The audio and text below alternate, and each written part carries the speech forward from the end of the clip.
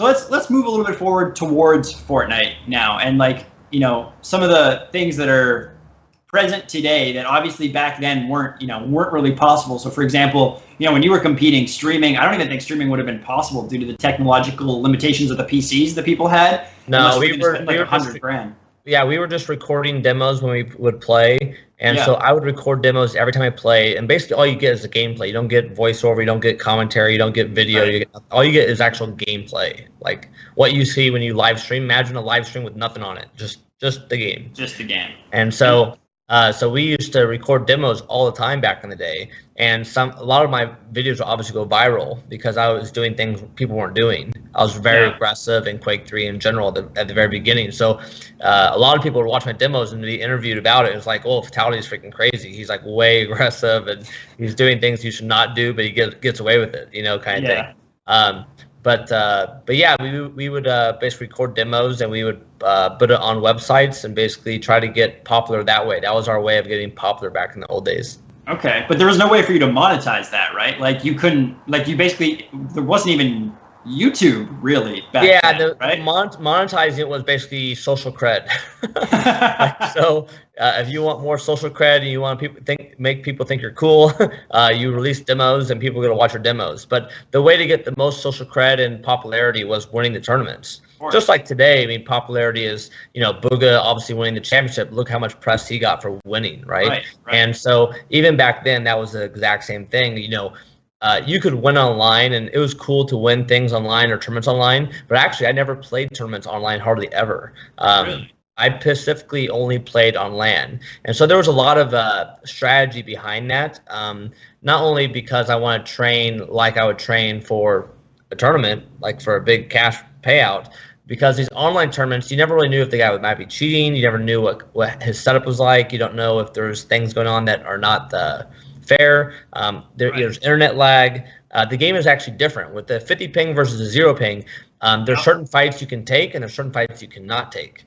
And so I preferred to play only on LAN. So when I trained or practiced, I would actually set up my own dedicated server at my home, and I'd have people come over and LAN with me, or I would go to their house and LAN with them in their apartments or whatnot. But I would even have people join my server. So I'm playing on LAN, and they're playing with like a 50 or 60 ping.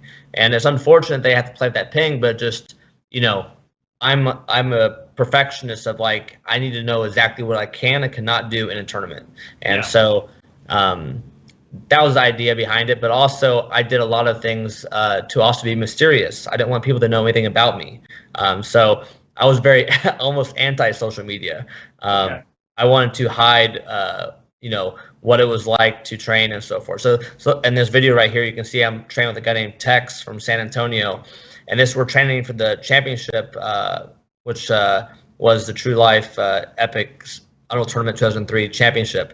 So we would train like in this kind of environment. We set up these tables, set up little chairs and couches, and basically we would go at it, you know, hours on end. So I think I was actually down there in San Antonio training for 2 weeks straight, and basically that allowed me to become very talented and good at the game. But also those people that came and trained with me were like kind of sworn to secrecy, so they weren't allowed to share what actually took place. They were not allowed to record demos.